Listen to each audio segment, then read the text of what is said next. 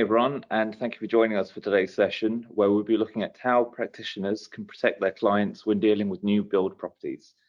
My name is Stephen Smith, and I'm delighted to be joined, as always, by Ian Quayle and my colleague, Robert Kelly. Good morning to you both. Morning. As always, before I hand over to Ian, I just want to go over a few items so you know how to participate in today's event. There is a YouTube video in our chat section as well, which does show how you can participate in the event as well. Excuse me. You're listening by default through your computer audio system. If you prefer to join over the telephone, you can just select the telephone option and the dial-in information will be displayed. You will have the opportunity to submit text questions to Ian by typing the questions in the control panel, the questions pane of your control panel. You can send questions at any time during the presentation and we will collect these and address them during a Q&A at the end of today's session. You can also raise your hand during the presentation if you're having difficulties with the sound or any other technical issues. We will be able to speak to you over the chat function, so please contact us over the chat box feature and hopefully we can resolve any issues with sound or technical issues like that. Finally, we have included the notes for today's session in the handout section of your control panel. Ian has produced some very comprehensive notes today, so I would recommend that you do grab a copy if you can. If you are having trouble accessing these, as I said previously, there is a YouTube video in the chat section which you can click on to understand how to access them, or you can contact myself or Robert directly and we'll be able to send those across to you. Anyway, without further ado, I will pass over to Ian for the main part of today's presentation. Thanks, Ian. Thank you, Stephen. Thanks, Robert, and hello, everyone. Thanks for coming along today. We were just talking to Robert and Stephen before we started, and I really am impressed at the number of attendees that we have at these events. I'm always staggered at the number of people that are prepared to give up their time to listen to me wandering on, meandering on, and drifting on, talking about a variety of different topics. So a massive thank you.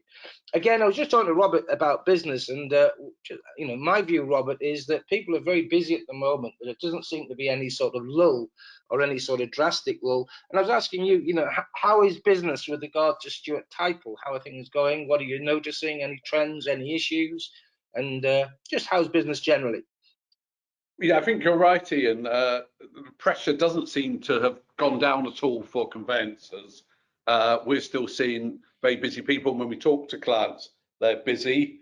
And I think noticed today polls saying that the pressure for speedy completions hasn't gone down. Yeah. So clients have got this idea now they can move quickly, which is putting more pressure on practitioners. And also, I suppose, with the anticipated shortage of property coming onto the market, there'll be the danger of gazumping. So again, there'll be pressure on conveyancers to move quickly. Yeah. So we're seeing that there, and I'm enjoying it because where I go now, I'm suddenly popular as the friend of the famous Ian Quayle. That's really? People stop me and say yes. Oh, so it's increased my popularity greatly. And I think seriously, the numbers of people turning up does show that need and that desire by conveyancers to keep on top of the changes in the law. We've seen lots of changes in legislation and cases in the past year or so. Yeah. And the danger is always that you won't know about it. I think what you're doing here is so useful to actually allow people to keep up to date. There's that sort of aid memoir of changes that are happening all the time, unfortunately. Yeah, we try our best. We try our best.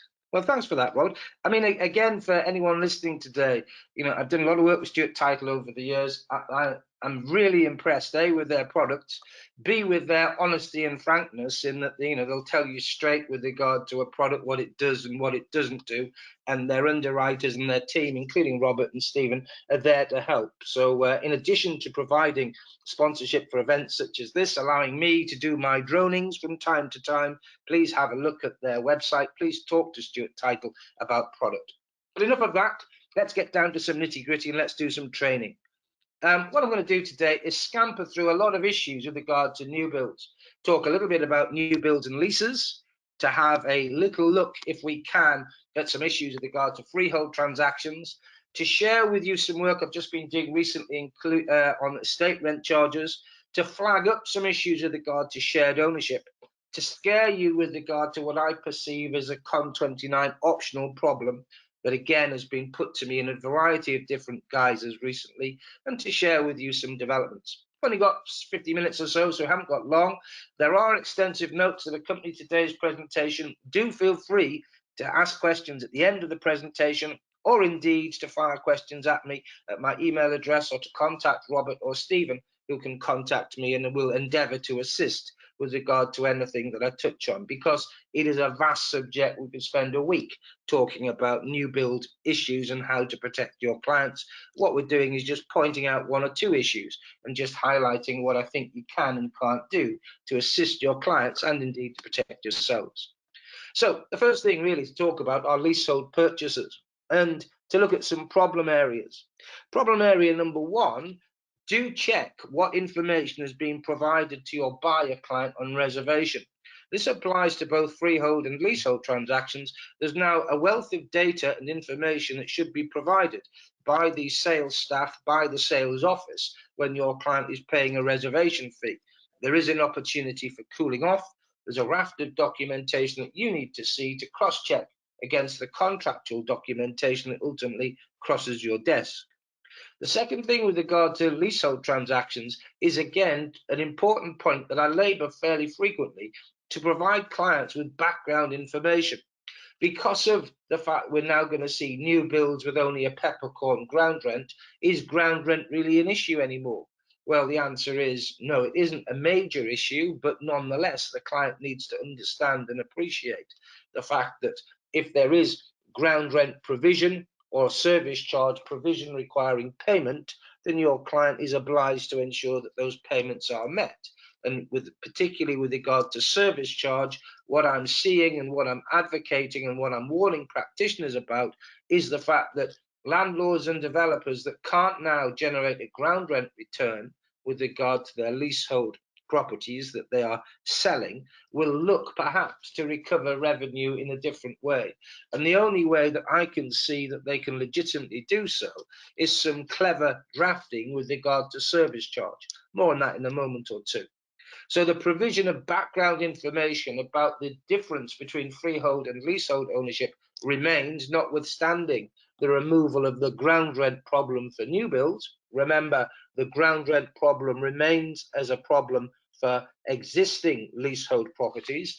And remember that there's a danger in creating a two-tier market, in that we've got old leaseholds perhaps with onerous ground rent provisions and new leases without it.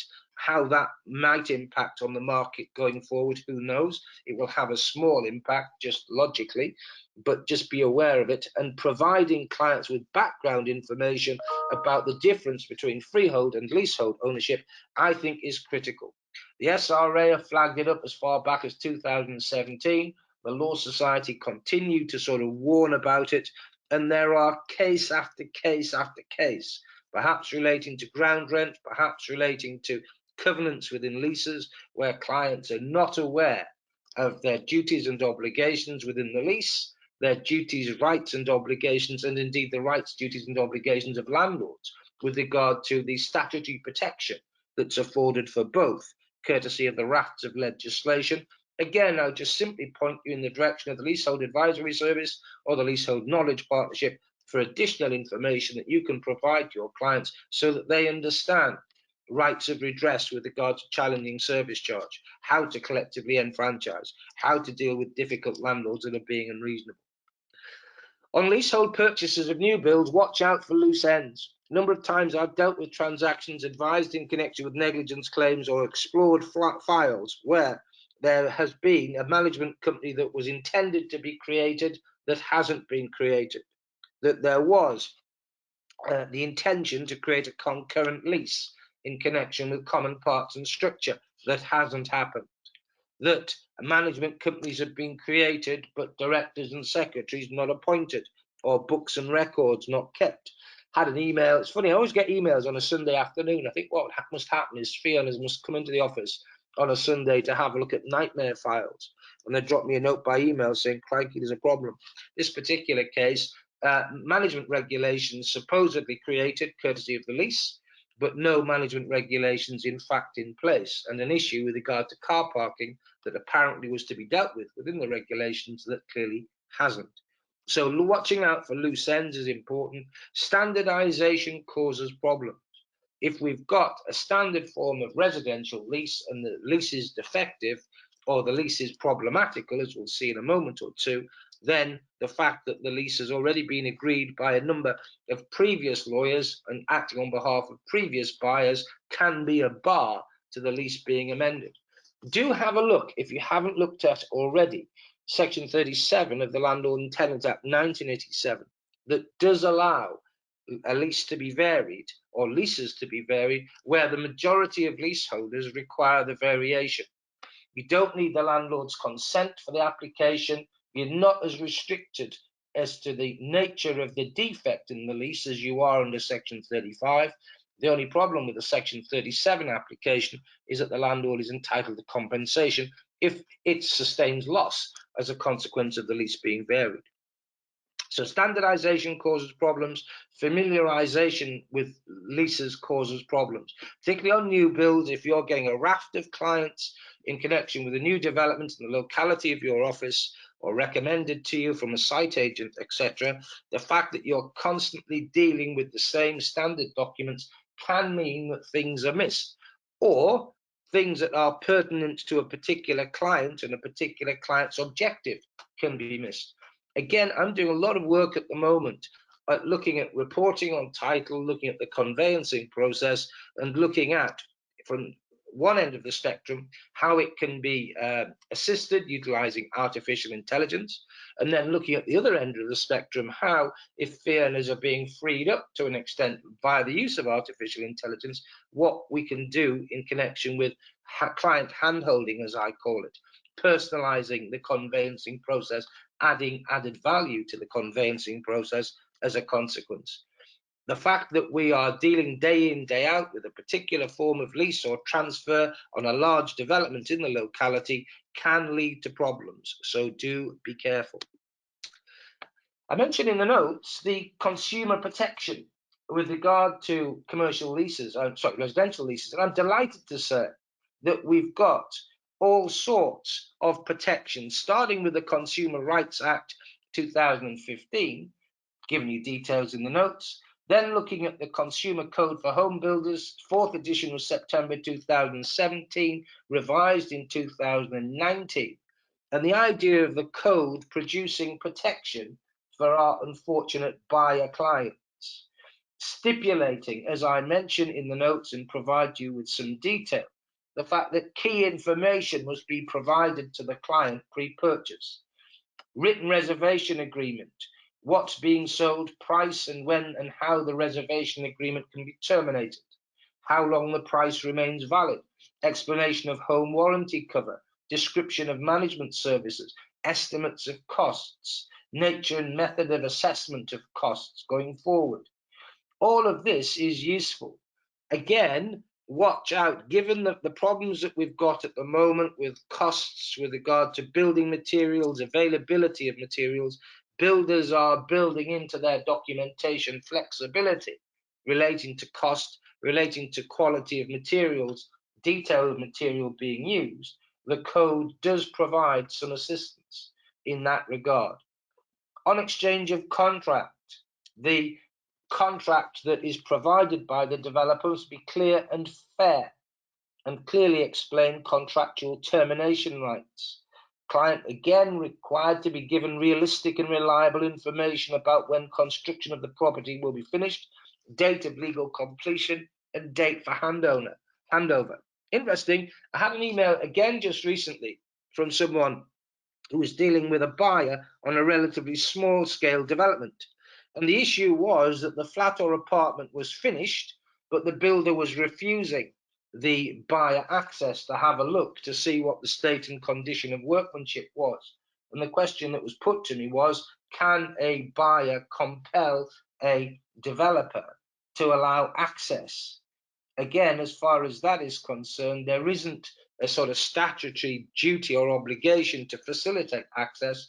Certainly the documentation to be sort of code friendly, not necessarily code compliant, should facilitate access wherever possible.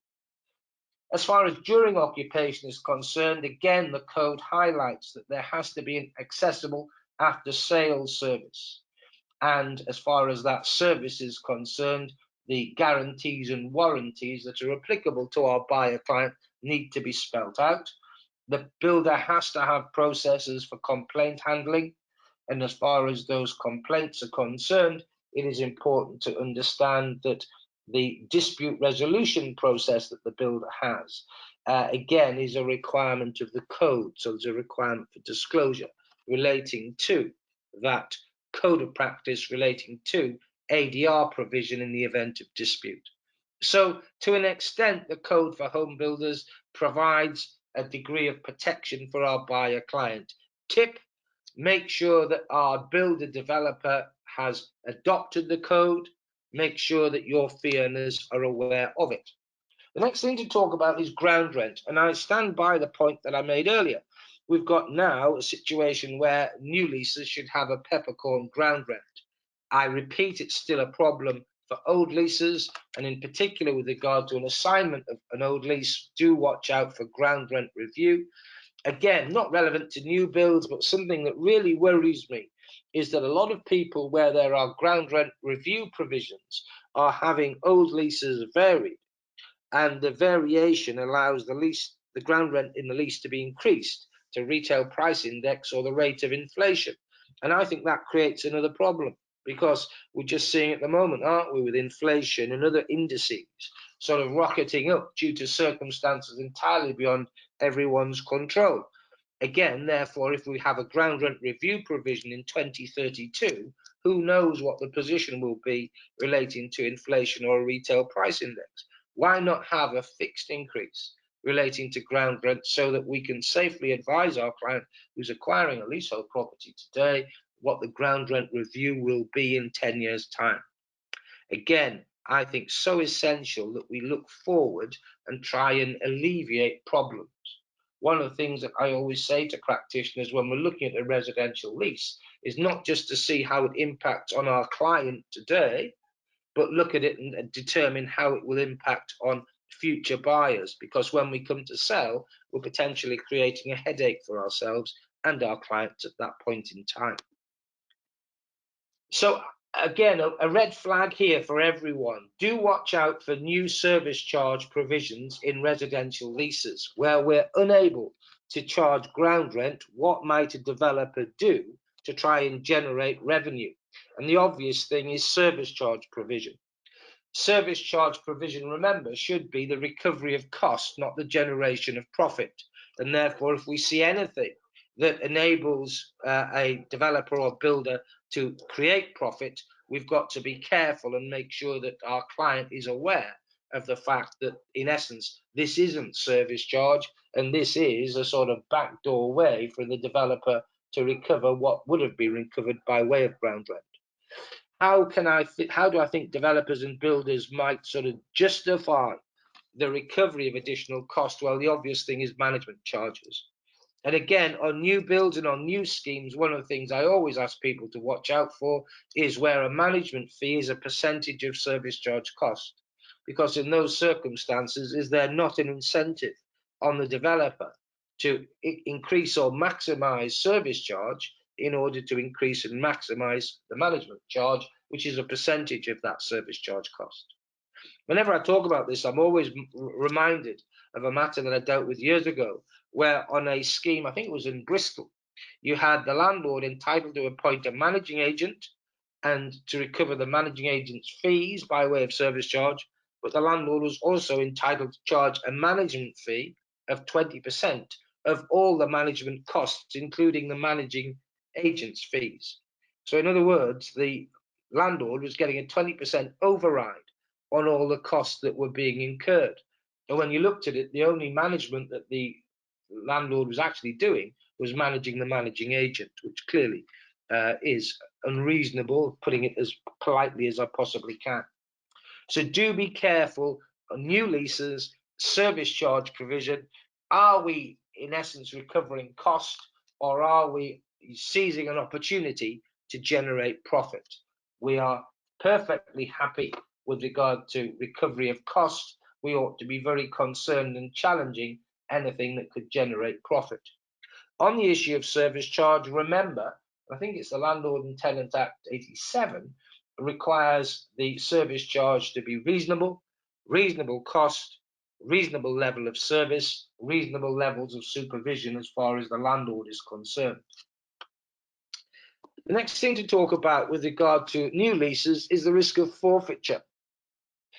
Because a lease contains a forfeiture provision, because forfeiture seems rather archaic, I have encountered a number of practitioners that don't really advise clients about what their vulnerability is relating to forfeiture. And of course, now that we don't have to worry about ground rent in connection with new leases, is forfeiture really a risk?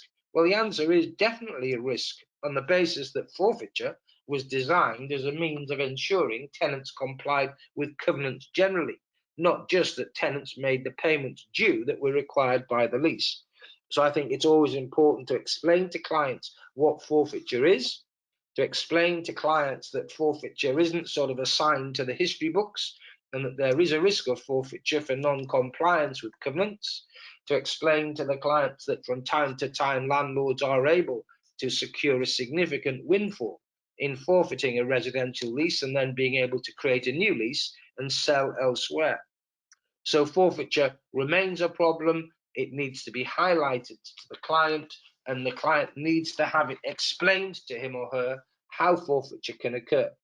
Now, again, I'm concerned that, if we're going to include this as a sort of extra couple of paragraphs in our report on title, our already bulky report on title becomes bulkier. Again, it might be prudent to refer the client to the Leasehold Advisory Service guidance relating to forfeiture. And again, with regard to reports on title generally, when we talk about explaining the bigger picture with regard to new residential leases, I would use external resources, Leasehold Advisory Service, Association of Residential Managing Agents guidance about leasehold property, as a means of supplementing the data and information that's included in my report on title. Pushing on, I want to talk about some reform relating to residential leases, if that's possible. And there's quite a bit of reform. Firstly, ground rent we've talked about. Secondly, the government does not like the idea of leasehold houses, and certainly is sort of encouraging developers and builders not to build leasehold houses, which is why we're seeing a rise of freehold houses and estate rent charges. More on that in a moment or two. The other thing that the government is talking about, but hasn't done anything as yet, is to generate equality as between leaseholders and freeholders. Again, I'm going to focus on this particular topic when we talk about estate rent charges in a moment or two. And what has been a major disappointment once again so far, after January last year and the government launching with trumpets, dancing bands, and you name it, the idea of common hold, we've got a sort of common hold working group, but nothing other than that at the moment. So again, don't get too excited. Don't start dusting off the Common Hold Leasehold Reform Act 2002 to have a look at what common hold is, because at the moment, and I can't see anything happening this year, nor do I see anything happening next year, common hold remains on the back burner. I think the government, if I'm going to be cynical, sort of waved common hold as a flag back in January to persuade builders and developers to get on board things like the Leasehold Pledge, to discourage the use of leasehold houses, etc., rather than legislate an alternative, which is what common hold is. In the notes, I've given you details about the Leasehold Pledge. Remember, you can check whether a builder or developer has signed up to the pledge. And remember, as far as that pledge is concerned, the idea is that we are aiming at ensuring that what we have is a situation where we have old leases that contain onerous ground rent provisions. The builder or developer should be allowing a variation of the lease at no cost to the leaseholder. The developer should be ensuring that it has in place redress schemes, so that where we have a new build, there is, in addition to the code that I mentioned a little earlier, the Leasehold Pledge in place, enabling disputes to be resolved, hopefully quickly, to have complaints processes that are transparent and fair, and to ensure that leaseholders have some form of comfort with regard to complaints and issues with regard to their new leasehold properties. Again, I've given you lots of detail in the notes, so you can have a look at that if you're interested any further. The next thing I want to talk about are issues associated with flats and high-rise apartments. We should not be seeing new builds that have problems with regard to cladding or fire safety issues, courtesy of the Building Regulations 2018. Again, a matter for our client to ensure that the building is and the property is properly surveyed, and that the surveyor or valuer deals with issues concerning the state and condition of building, state and condition of fire safety issues within that building. Again, make sure that a leasehold buyer client or a new build buyer client is made aware of the various surveys and valuations that are available. And again, even though it's a new build, even though we've got a variety of warranties sitting behind the builder or developer, it may be prudent that our client obtains the best survey or valuation they can afford. And again, it's important that you consider what the surveyor or valuer has to say about title issues, and where issues are thrown up that might require or warrant investigation concerning fire safety, that the client is told about the availability of specialist advice in that regard. It's not for you as a residential conveyancer to all of a sudden become an expert with regard to fire safety. Your task as a conveyancer is to highlight to the client problems or issues relating to risk, and then explain to the client what can be done in order to alleviate, remove, or identify the extent of the risk. It's one of the things that I'm pleased to say that the courts have been quite protective of residential conveyancers over sort of many years, to be honest with you. The idea is that we are transactional property lawyers, not experts. Our task is simply to flag up issues that warrant further inquiry or investigation, and then explain to the client the sources or resources that are available out there for additional information to be sought. I mentioned the draft Buildings Safety Bill, and this is an important thing to understand, because in essence it implies terms into residential leases. Give me details of this at page 18 and 19 of the notes, but in essence what we have is a requirement for the builder or developer or the owner of a property to appoint an accountable person who in essence is responsible for repair of common parts of higher risk buildings, and is also responsible for assessing building safety risks and appointing a building safety manager, that in essence is a sort of fire safety officer, super caretaker combined. The draft bill imposes new implied covenants on landlords, and as far as those covenants are concerned, the requirement for the creation of a building safety budget, a requirement for sums received from tenants towards the building safety charges to be held in a designated trust account, requirement for reconciliation accounts at the end of each year, service charge accounting period, consultation requirements similar to Section 20 requirements relating to building safety issues, and the requirement of reasonableness applying to building safety charges in the same way as service charges. So again, important, you might see builders and developers that are incorporating the requirements of the draft safety bill into their residential leases, in the same way that we're also seeing some developers and builders, and we have seen over recent years, them incorporating the Section 20 consultation requirements as set out by the Commonwealth Leasehold Reform Act 2002. But important to understand that when this bill becomes law, these terms will be implied into residential leases in any event. I mentioned in the notes that there are also obligations implied with regard to tenants, namely to pay building safety charges within 28 days of demand. So the idea is having landlords and developers bleating that service charge isn't being paid and therefore fire safety issues can't be dealt with, where the landlord is complying with its implied terms, courtesy of the bill, the tenant will be obliged to make payments. To provide access to the landlord for inspection for safety measures to be considered or carried out, and to comply with residents' duties relating to building safety. The Act was thought to come into law in autumn 2021. Talk now is that we might see it late summer 2022, but just be aware of it. You may see leases that incorporate these provisions, which I think is good news and forward thinking on behalf of builders and developers. But even where it isn't, I would always flag it up to my clients that this could be introduced at some point in the future. Let's talk about new builds, freehold new builds for a moment or two, and let's ascertain what can cause problems and issues at the moment. Well, the first thing that can cause problems or issues at the moment is planning.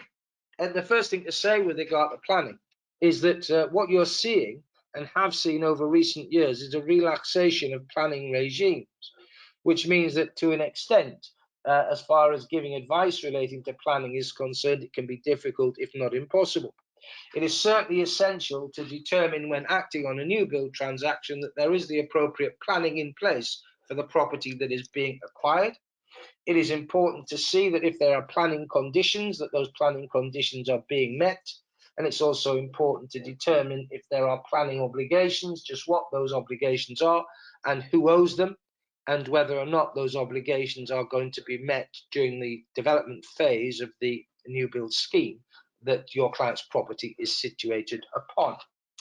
Again, important to see what sort of warranties are being provided by the builder or developer or third parties. If there is an NHBC scheme in place, have NHBC inspections taken place? Is it necessary for your client surveyor or valuer to re-inspect as works are being done? When will those re-inspections take place? Agreements relating to roads and sewers is interesting. Just doing a bit of work with the land registry at the moment, who are concerned with regard to the mapping of land that is incorporated within a Section 38 agreement and bond. There's some issues with regard to local land charges that's getting the land registry a little bit worried when they're migrating local land charges from local authorities to the land registry. And it's something I'm working on at the moment. I'll keep you in the loop as how far we get with regard to the land registry's relationship with local authorities and local authorities' relationships with builders as to what's happening with Section 38 agreements and bonds. But do check that the agreement and bond covers the development, because certainly the land registry are telling me that they're mapping local land charges and agreement and bonds that are not covering the entirety of a development. And the other thing from my own experience that I'm seeing is a situation where builders are building schemes and developments, and instead of using standard tarmac and standard paving stones, they're using all sorts of sophisticated types of paving, pavers, block paving, etc., which is looking very nice, aesthetically very pleasing, but then hiking up the cost relating to repair and maintenance of roads and footpaths. So you're seeing situations where local authorities and highways authorities are refusing to adopt, or where highways authorities or local authorities are adopting, but then requiring developers and builders to make annual contributions towards cost of repair and maintenance. And again, we're seeing that either being incorporated into service charge, or on freehold developments, it potentially being incorporated into estate rent charges. More on that shortly. We're also seeing problems with plans and specifications, estate layout plans being altered, plot plans being altered, etc., and contracts and permitting a builder or developer to alter plans and specifications. Again, be careful and make sure your client is aware of what the contract provides for, and again, ensure that where the landlord, where the builder, where the developer is altering plans and specifications, is that impacting on value of the property that your client is acquiring. I've mentioned already this inability on the part of builders and developers to vary standard contracts and transfers. In some respect, it's good news. In some respect, it's essential because the developer will have entered into promises with other property owners that they will be entering into transfers or leases on similar terms. But if we've got a defective contract or a defective transfer, then everything in the development is defective too. And you might think, well, Ian, that's never going to happen. I've seen it happen. I've seen a situation where a developer's lawyers got the wording wrong in a transfer on a development that I think was over 100 units. That meant when this problem was spotted by a buyer's conveyancer, all the leases, I think they were leases, required varying. So it can happen from time to time. The best developer using the best lawyers can from time to time make errors. We've already discussed problems with new leasehold properties, so I won't dwell any more on that. As far as tips are concerned, check planning permissions, check planning conditions. Drains and utilities. These days what you'll have are channels for drains and utilities with rights relating to those channels. Again, where are those channels? Have they been moved? Have they been varied? What happens where you've got phased developments, where different builders or developers are building different phases of site, where there are drains and utilities that go from one site to another? What is the position with regard to repair and maintenance and easements to facilitate use? Issues for conveyancers. I think checking planning permission is a major issue. As far as permissions are concerned, there can be all manner of sort of Section 106 agreements. There can be all manner of sort of conservation covenants that are required to be complied with as a condition of planning permission. We've got issues with regard to roads, drains and sewers and the correct adoption of roads, drains and sewers. The imposition of restrictive covenants, again, an important point. On new builds, it's important not just simply to tell a client that there's a list of restrictive covenants that affect your new property. I would always ascertain who can enforce the covenants and where a covenant is going to impact directly on your client's use, enjoyment, amenity or value of the property that's being acquired. Is the covenant in fact enforceable? So again, it's not sufficient in my view just to give the client a list of covenants and say these are all potentially binding on you in connection with the acquisition of your new property. Is that in fact the case? Should you be advising a client about who can enforce a covenant? In my view, yes. Should you be advising a client about the ability to apply to vary or remove covenants? On a new build, I'd probably say no.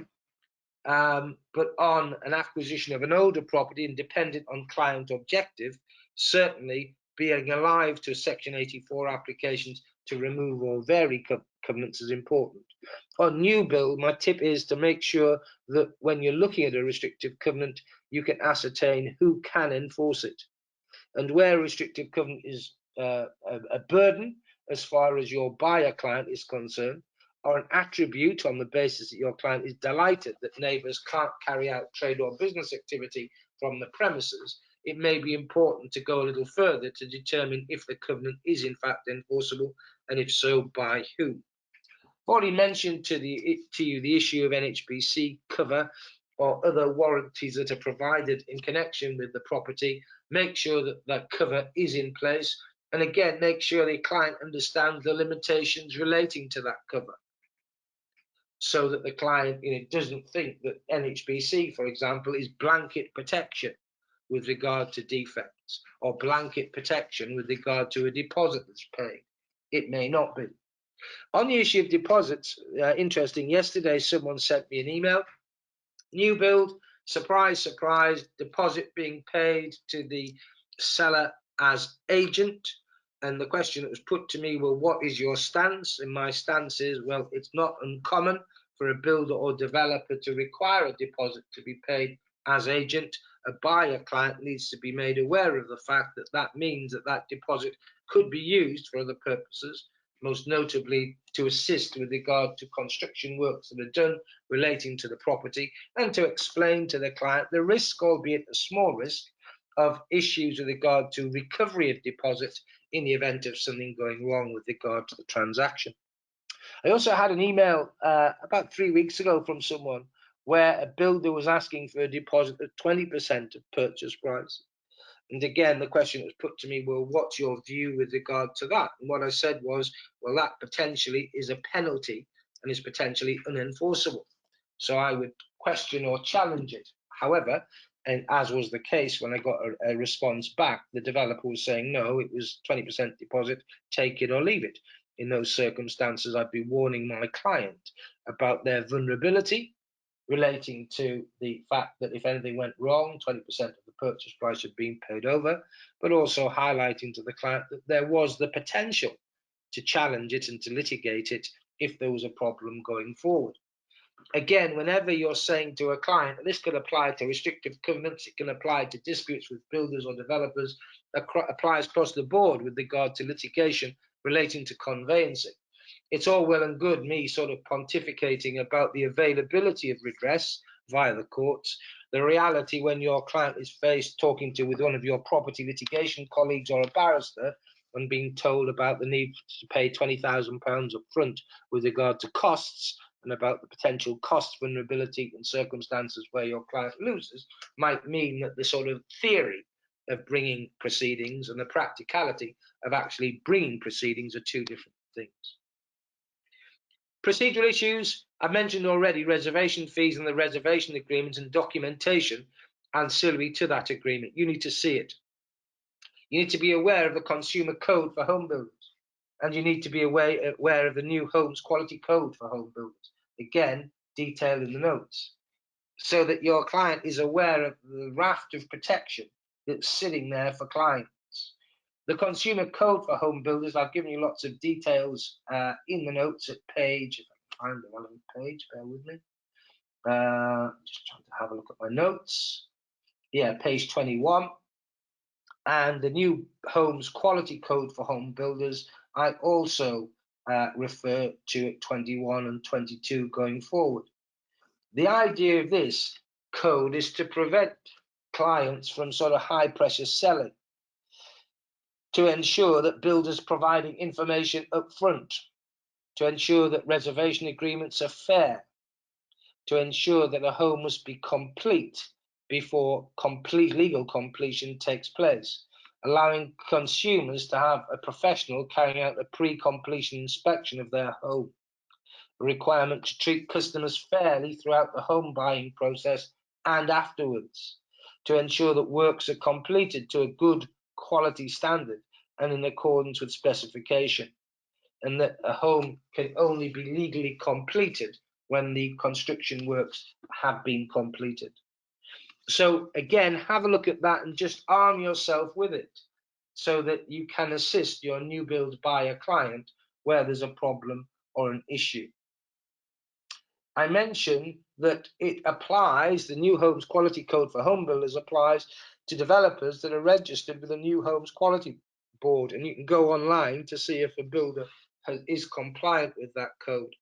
I have seen a buyer's solicitor ask a developer that wasn't subject to the code for a retention on the basis that there might have been issues relating to construction that might not be capable of being dealt with due to the fact that the developer was not a signatory to the code. And again, in that particular case, the developer agreed a retention. Quite simply, however, it was a situation where houses on that particular development weren't selling very well and the developer was short of cash. So I don't think that's something that you would encounter on a regular basis. But it was interesting in the peculiar circumstances of that particular transaction. The code requires developers to properly inform, page 24, consumers and customers about the size of property, room and plot dimensions, tenure, specification of property, EPC rating, mobility adaptations, completion dates, warranty provisions, management services, service charges, future phases committed to by the development. Interesting. More on that in a moment or two. So again, there is a degree of additional protection that this code is creating. So although, you know, I'm happy to give the government a bit of flack about their delay relating to some aspects of protecting buyers in connection with leasehold and freehold new build purchases, there has been an attempt to achieve some form of protection. I mentioned that the New Homes Quality Code applies from 2 years from legal completion, and it generates a number of fundamental principles that are of general application. Moving on, if I can, I have highlighted on slide here some of the things that are useful: early provision of information, protection where we've got reservation fees being paid by early bird purchasers, and protection that's being afforded with regard to the reservation of plots. On the issue of plots and plot sales, I've been dealing with a matter recently where a plot was pegged out by a developer. It was pegged out, staked out more accurately, with the use of white stakes.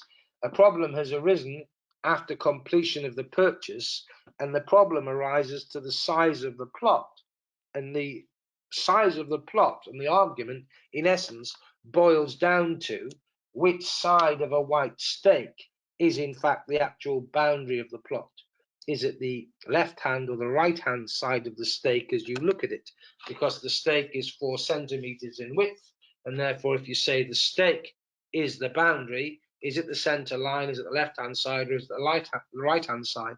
The documentation did not clarify, and the parties are heading towards litigation as a consequence. I mentioned the idea of pre-completion inspection checks. Don't know if many of you are encountering clients that are using sort of snagging surveyors to go and have a look at properties and to sort of deal with snagging. Quite on trend at one stage. I haven't seen as much of it as I did sort of 3 or 4 years ago. But again, there are some clients that swear by the idea of having someone inspecting the property pre-completion to deal with snagging or deal with minor repairs that require addressing before completion can take place. There are also key features of the code that are post-completion. Interestingly, this idea of where there's a phased development, when those phases are going to be completed and what works are intended, very useful on large schemes, and reference to the New Homes Ombudsman Service as a means of seeking redress where a builder or developer isn't taking a complaints process seriously enough. Covered out those issues. I'll move on if I can, and I want to talk for a little while about the state rent charges. Why? Because everyone asks me about the state rent charges, and they are a potential problem area. What are they being used for? They're being used for 3 things, really. Firstly, for enforcement of positive covenants. Secondly, for the recovery of what would have been a service charge in connection with a residential lease. And thirdly, because of the use of conservation covenants. A conservation covenant is simply a promise being made by a builder to a third-party organisation to preserve, maintain, or improve areas within the vicinity of a property that's being developed.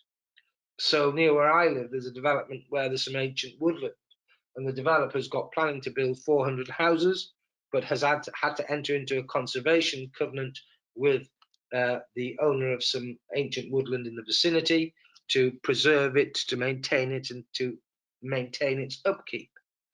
In addition to that, there are not public footpaths, but there are paths through the ancient woodland that the owners of the 400 houses will be able to access from time to time, courtesy of the conservation covenant and the agreement between developer and landowner. The estate rent charge that's payable for each of the 400 property owners is £1,000 a year. It's capped, so there isn't any risk of it being any amount in excess of that, but £1,000 is a lot of money to have the benefit of looking at some ancient woodland and to have the opportunity to walk through it from time to time. So there has been a bit of resistance in connection with potential buyers of the property as a consequence of this charge of £1,000 a year over and above the cost of property acquisition, but it's all tied up to this issue of a conservation covenant. So what is a rent charge? Well, this is where things get really interesting, because it's difficult to decide what is a rent charge. It can apply to leasehold and freehold properties and is any annual or other periodic sum charged on the property, creating an obligation compelling a landowner for a periodic sum to use that periodic sum for specific works. But it is important to understand that it can be anything other than rent reserved by a lease or tenancy, or any sum payable by interest. We don't have to call it a rent charge for it to be a rent charge. As far as rent charges are concerned, rather than estate rent charges, the Rent Charges Act 1977 means that by 2030, the old-fashioned form of rent charge will disappear. But unfortunately for you and I, estate rent charges are not caught by that section of the Rent Charges Act, so they are likely to exist indefinitely. The second and major problem with regard to an estate rent charge is the fact that the remedies that are available for non-payment are very draconian. But if we focus in on this issue about how you spot an estate rent charge, two things that I think are worth repeating. It can apply to freehold or leasehold, can apply to shared ownership leases. It's an annual payment or a periodic sum, and a rent charge can be legal or equitable. A rent charge cannot be protected by restriction, but can be protected by notice and is capable of being registered. Interesting point that you may or may not be aware of, where a rent charge requires a payment due to a rent charge owner, but the rent charge owner hasn't demanded it and it hasn't been paid, it is possible for the rent charge payer to claim adverse possession. Yes, you heard me correctly, can claim adverse possession by application to the land registry. Details, there's a practice guide on the very point on the land registry website, or if you drop me a note, I can send you the details as to how you apply. So we can potentially claim adverse possession and get rid of an estate rent charge where it isn't demanded or where it hasn't been paid for a period in excess of 10 years.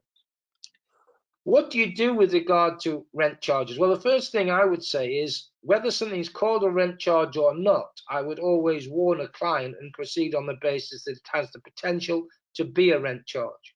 So I would provide the client with information, explanation, and advice. Generally speaking, I'm being told by practitioners that it's not possible for the originating deed or document to be varied. Most rent charge owners are reluctant to do so. But where it is possible, I would want either the rent charge to be capped or have a ceiling, that the rent charge is not due and owing unless it's formally demanded, and in an ideal world that after a formal demand, a further reminder is sent before any form of enforcement action is taken, and or that the rent charge owner can't claim the relief available under Section 121 of the Law Property Act 1925. So can the scope of a rent charge be limited? Answer yes. Can you exclude the operation of Section 121 of the Law Property Act 1925 by agreement? Answer yes. Can the default position with regard to estate rent charges be mitigated by having express provision that notice is given before any form of enforcement action is taken? Answer yes. Again, I repeat, without all of that, any payment could have the potential to be a rent charge. There isn't a cap on the potential liability of the rent charge payer. There is no obligation on the rent charge owner to demand payment or remind a rent charge payer that the rent charge is unpaid. And the remedies for rent charge owners are excessive. In that, Section 121 of the Law Property Act 1925 enables a rent charge owner to create a lease over the land that is subject to the rent charge, and that lease can remain in operation, acting as a burden on the title indefinitely. There is no requirement for the lease to be surrendered where the rent charge is paid. Most rent charge owners are insisting that all their legals are met before the lease is surrendered. So this is a very, very draconian measure, a lease to nominated trustees created by the rent charge owner to cover the cost of recovery of the outstanding rent charge and legals associated with it. This is why lenders, this is why clients are jumping up and down and worried about estate rent charges. Be aware of them, be very defensive with regard to how you deal with them, and make sure you're warning clients of the fact that an estate rent charge, if unpaid, can lead to all manner of problems and issues relating to clients' title. In the notes, I've given you lots of information about shared ownership leases, mentioning staircasing, the new 10-year repair-free period, preemption periods changing, minimum equity stakes changing, lease term, lots of details with regard to that. In short, just be careful if you're dealing with shared ownership leases on an infrequent basis. You'll see shared ownership leases now that contain vastly different provisions to what you'll have seen in the past. Be aware of with regard to SDLT that it is possible to pay all the SDLT liability on a shared ownership lease on commencement of the lease. Despite the fact very few leaseholders will take up the offer, it would potentially generate a significant SDLT discount. Leasehold Pledge I've covered. I want to talk and finish today just for a couple of minutes talking about Con 29. Con 29 is a question that is a question that's put to me. Should I always raise Con 29 inquiries of local authority? Answer: yes, definitely. What about Con 29 optional? Well, this is the interesting point, isn't it? As far as Con 29 optional is concerned, sorry, I'll just go back my slide. As far as Con 29 optional is concerned, we've got to be aware that inquiry 3.4 asks about road schemes within 200 metres. That's Con 29. Con 29 inquiry 4 optional asks about road proposals that are adjoining or adjacent to the property. And what we talk about here is adjoining, no land between the parcel of land and the target property, or adjacent parcels of land that are not widely separated. Local authorities are not on standardizing the way they respond to Con 29 optional. Giving you details in the notes about the point. The issue is just be aware of the fact that I would always advise a client to undertake Con 29 optional inquiries of local authority where I'm buying property and there is the slightest hint of development anywhere in the vicinity, where it's an urban property and there's any form of urban regeneration, or where I've got a particularly risk-averse client. If I'm buying a property for a client who's buying a property that's rural or in a rural environment, and there's the slightest hint of any form of development, I would be raising Con 29 optional, and I'd be having a look at what inquiry 4 is generating by way of information. And I might be making further inquiries of a local authority, because there may be land that's not adjoining or not adjacent that could impact on my client's decision to purchase. Dealt with a few matters recently where there's been a park and ride scheme, new mini roundabouts, etc., installed or to be installed that on land that isn't adjoining or isn't adjacent, but would impact on amenity or value of target property. So be aware of it. Talked about Section 38 agreements and bonds. We've talked about that as an issue. And again, in the notes, I've given you issues about the Competition and Markets Authority relating to residential leases, and information concerning lots of other things, including the ground rent bill, which I've covered earlier. Housing Ombudsman, rather, in notes, again, has sort of fairly extensive jurisdiction. And I'm going to finish, Stephen, because I'm conscious of the fact it's just about 12 o'clock and we need to have some time to deal with some questions. Once again, thank you everyone for listening. Robert and Stephen, thank you very much for organising today's event, and thank you everyone for attending. So Stephen, question time, my favourite part of my presentation. Yeah, thank you. And I was going to say, your work isn't done yet, Ian. We've had a number of questions in today. I apologise for everyone. I usually invite questions at this point, but I don't think we're going to have the opportunity to invite any more. We'll just take on as many of the ones we have. We'll start off just a couple of comments from Richard Ailing. He makes a point right at the start, which I think you were talking about standardized documents and the Yeah. proceeding with caution with those, the idea of lots of instructions and copy and pasting. Richard makes the point, he says one solicitor dealt with an entire set of maisonettes where the access to the upper maisonettes were missed off the leases. Yeah, happens, Stephen. It's amazing. You know, on some really high value schemes, some sort of basic errors are missed.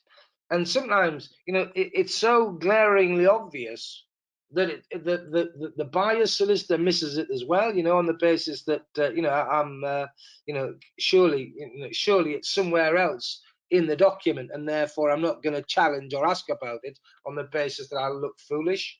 So Robert's quite right there to say that, you know, sometimes glaring errors are made and not picked up on. I mean, there was a scheme, a new build scheme in Oxfordshire, where there wasn't a big scheme and there wasn't a road agreement and bond. There was a draft, but it had never been finalised. You know, and again, everyone just sort of had a look at the documentation and thought, well, yeah, it's all right, not realising that it was far from the case. Great question. Thanks, Robert. Yeah, that's right. That was it was Richard there, and Richard's come back as well. Sorry, And yeah. that's right. No, with another comment just further down the presentation, he says you talk about NHBC, but there is now a wide variety of warranties, and they are not all the same. And access to the details of their cover can be problematic. Yeah, actually, Stephen, that's one of my ideas for a future webinar, to have a look at all the choices and just to sort of look at the distinction, because I think that'd be very useful for practitioners. Absolutely, yeah, and yeah, thank you, Richard, for getting in touch with both those points. Couple of points and questions from Christopher Wright. First is it's a bit earlier on in the presentation. He asked, do the protective provisions for leaseholders for forfeiture for non-payment service charge also apply to estate rent charges? No, So they don't. They don't. They don't. I mean, it's one of, when I talk about the levelling up of freehold purchasers and leaseholders, that's one of the things that the government and the law commission has looked at. So great question from Christopher. Yeah, you don't have the same protection if you are a rent charge payer that you would have as a leaseholder in connection with reasonableness. There have been some cases, but what the cases show is that an estate rent charge is still payable even if the estate rent charge is unreasonable. Excellent. Thanks, Whereas Ian. in a leasehold context, it wouldn't be payable. Perfect. Thank you, Ian. And again, a bit further down, with reference to the consumer protection rules, Christopher makes the point, he said, I guess this doesn't apply to a buy-to-let company who is buying a new home. Yeah, it wouldn't. Yeah, consumer. Yeah, that would be business. It is just consumer, yeah. Fantastic, excellent. A question from Louise Wilson. Louise asks, and I think she's referring to developers there, they usually say minor works will be carried out after completion. Can we call them out on this? Yeah, you can. The Consumer Code says that they shouldn't be doing that. And I mean, the other thing for Louise just to be aware of is watch your contracts to see how snagging is defined. Excellent. That's a very good point. Thank you. Yeah. Ian. Right.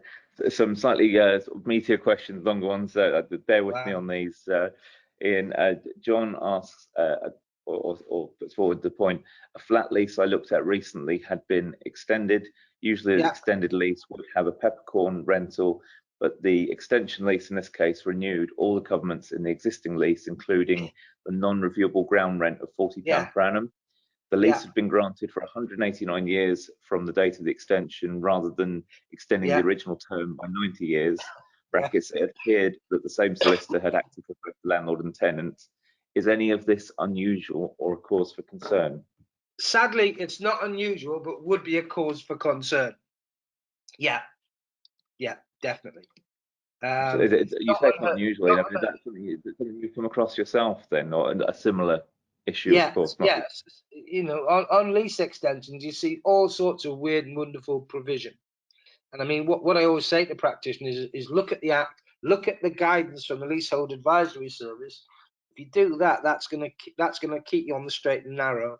But I see people on lease extensions who agree all sorts of weird and wonderful things on the basis, well, we can, and the answer is, well, yeah, you can agree whatever you want, but you're going to stir up all sorts of potential problems, as was mentioned there by the questioner. So, yeah, sadly, it's not something you're going to encounter every day, Stephen, but it's not something that, I would say is extremely rare. It's somewhere sitting between the two. Yeah, no, thank you. Thanks, Ian. Robert McAnally asks, Ian, how appropriate is it, in your opinion, that the caveat emptor rule should apply in the case of a new build residential property, where it is the developer that 1, acquires the site, 2, obtains planning, 3, engages contractors, 4, ensures the completion of the construction, and 5, prepares all of the sale documents on standard terms? Yeah. Just makes the point. Oh, go on. Sorry, please. Yeah, go on. Sorry, Stephen. Carry on. I was going to say, says, given this is what, given this, what should it be the responsibility of the buyer to satisfy itself that all is in order? Should the caveat emptor rule be reversed in the case of a purchase of a new build property? Yeah. And just interested in your view on this. It's a really interesting question. The problem is that as far as the buyer client is concerned, he is making the largest purchase of his or her life, more than likely, and therefore I think as far as the caveat emptor rule is concerned, it has a place. But I fully accept from what Robert is saying that given the resources that developers have, given the amount of research they're doing relating to acquisition, given the supervision that they should be undertaking with regard to contractors, logic would suggest that caveat emptor ought not to apply. But to answer Robert's question directly, do I think there's an appetite for change? Definitely not. I think that what we've got is as far as we'll get. If we've got the larger builders and developers adopting all these codes, adhering to them, paying lip service to them, to be honest with you, if I'm going to be skeptical, I don't think we're going to see any change. But certainly from a logical perspective, there's certain mileage in what was suggested there. Was it Robert that suggested it? Yeah. It was, yes, that's correct. Yeah. But we're not going to see a change, Telly, unfortunately. No, thank you. I'm conscious of it. We have got a few more questions, so I'm going to take two or three more for now. Thank you to everyone, as always, for staying on. If you have done for the Q&A, and if we don't get to your question, we will try and get to it after the event today.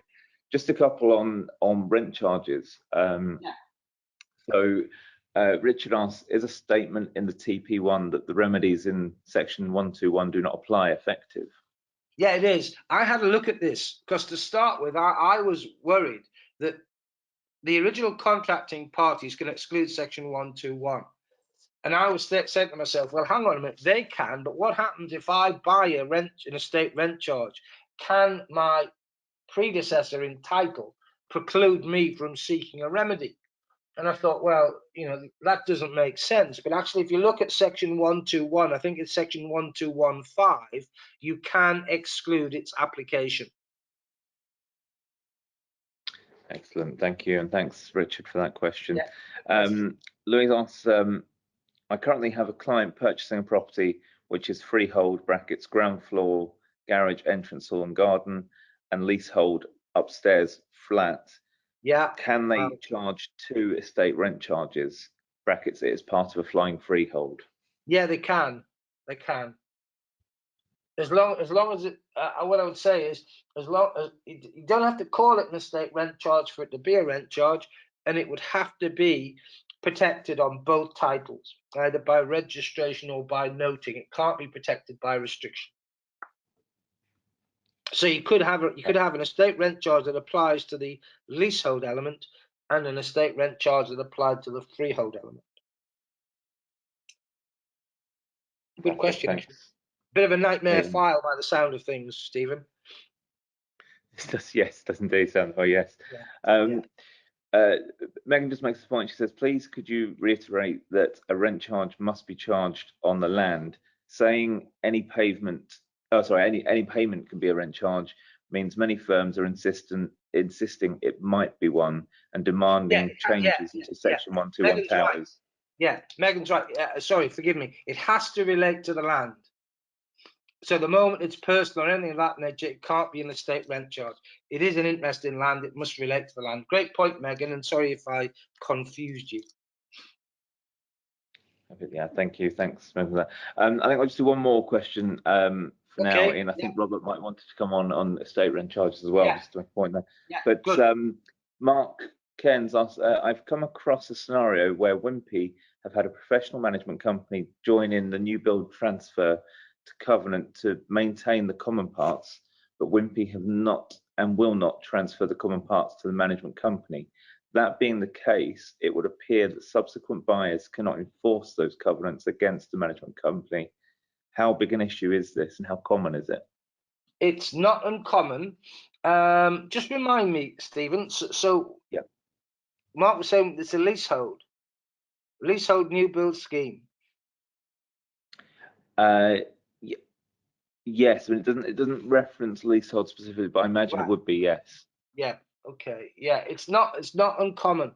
And what you could do there is, if it was leasehold, think about making an application under Section 37, landlord and tenant Act 87, to vary the lease in those situations.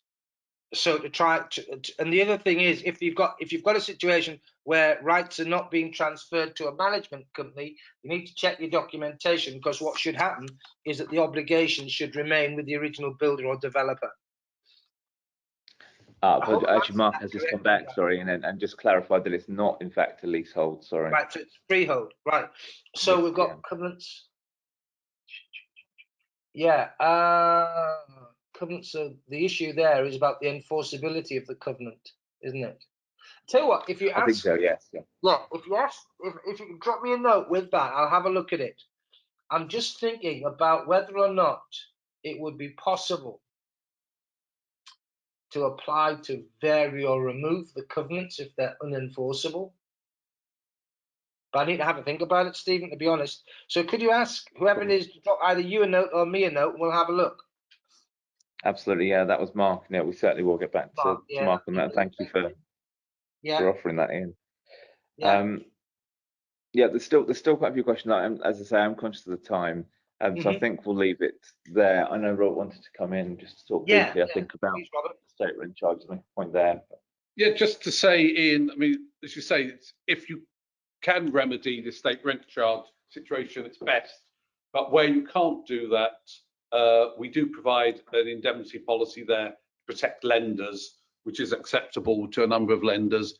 And I think the same point really applies to ground rents, where you've got an old lease, where the ground rent is there.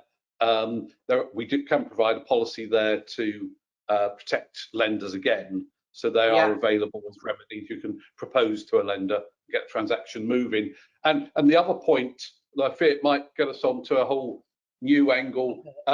When you're talking about forfeiture, one problem that we've seen recently is with shared ownership schemes. Yes. Where there is a leasehold element, and it is possible for the lease, which is your right to occupy, to be forfeited, and you effectively lose the property that you've invested 25%, 30% of the purchase price in. Yeah, there was a case called a Midland Heart case on that, Robert, where a woman, she bought 50% of the equity in her leasehold property, so she owned half, right? Didn't pay a rent to the housing association. Housing association got sick and took possession proceedings, went before a county court judge who said, well, yeah, you're entitled to possession.